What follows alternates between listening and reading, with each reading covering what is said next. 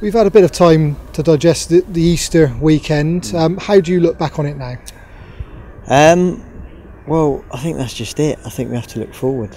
I think that obviously in any game you assess the good, the bad and the ugly, and we've certainly done that, but there has to be a point where you draw a line in the sand and you move forward, and I think that's now. I think that we have to encourage the boys to go and put in a really good performance against Millwall. I'm enthused and excited by that game because I know it's a good place to play football. It's always fueled with banter and highly charged, and I'm very buoyed by the fact that we're taking nearly 2,000 away fans as well, and I think that's the type of game we need. I think it'd be a tough game, of course it will, they're in good form, but at this point we're all square. Yeah, you say good form, I mean they are one of the form teams in the whole division right now, aren't they? Yeah, it's been a fantastic run and brilliant skill, if you like, and managerial prowess, and it's a side that's Neil Harris has got playing in the Millwall way. Obviously he's played there before and he knows what the fans demand, and he's got a team with really good cohesion, and obviously the fact that they've played together now for probably over 2 years, most of them players, and they haven't added too many, but the ones they have added that bit of sparkle to the team.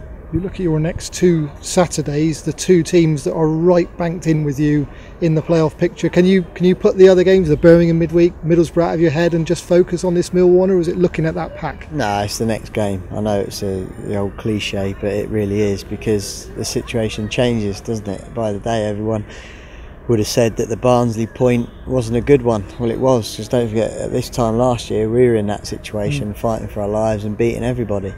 And in really good form. So every game's tough and every game is enjoyable. That's why we're in the Championship. We've competed very, very well in the Championship. We didn't compete well Saturday, which I think has been discussed by everybody, and rightly so. And now we move forward as a group, as a fan base, as a board, as a team and as a management staff to go and do everything we can to get the result against Millwall. And you mentioned it already, the away fans, I mean it's looking like over 2,000 potentially at the weekend. The season card numbers announced this morning are record advance numbers as well, so the supporters are there for you, aren't they? Mate, honestly, they've been brilliant.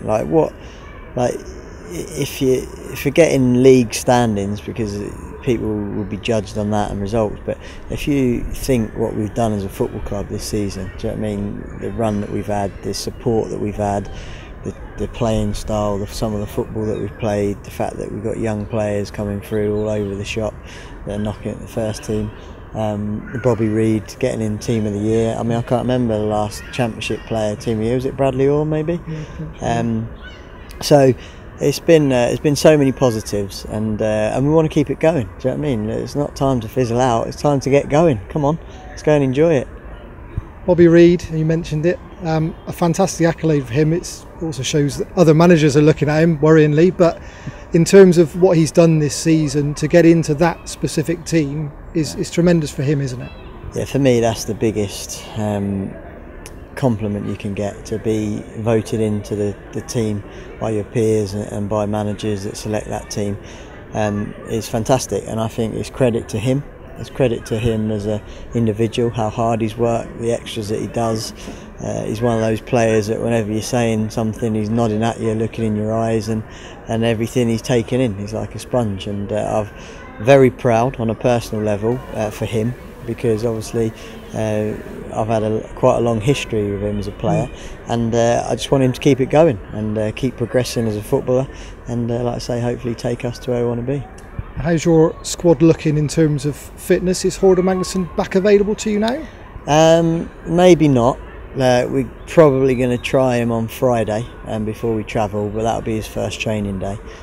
So as far as preparation up for the game, we won't be able to do too much, but there's a couple of niggles obviously that you naturally get from 2 games in quick succession, so we'll have to see, go back to drawing board again, and it's very difficult, like I've said, at the moment. That's probably the only issue we've got, and it's almost like our strength as well. Our squad's quite good at the moment as far as numbers, and we just want to really our top boys, if you like, or the boys that have been so cohesive throughout the season, to get back to their full 100% belief and confidence and agility.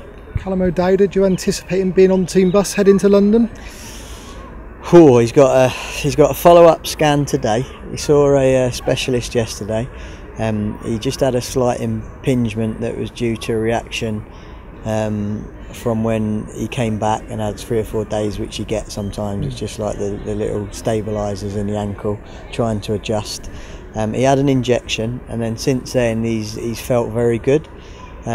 He's looked good, and certainly athletically we know how fit and wiry and quick Callum is, and that's probably something that we've missed over the last few weeks. So it will be a boost to us if we can get him back in the fray, but how quickly that is I'll probably find out later on today.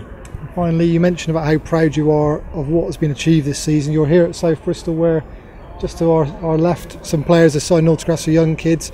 The Community Trust winning the South West Community Club of the Year. I mean, that's another string to the bow, if you like, isn't it? It's all part of it.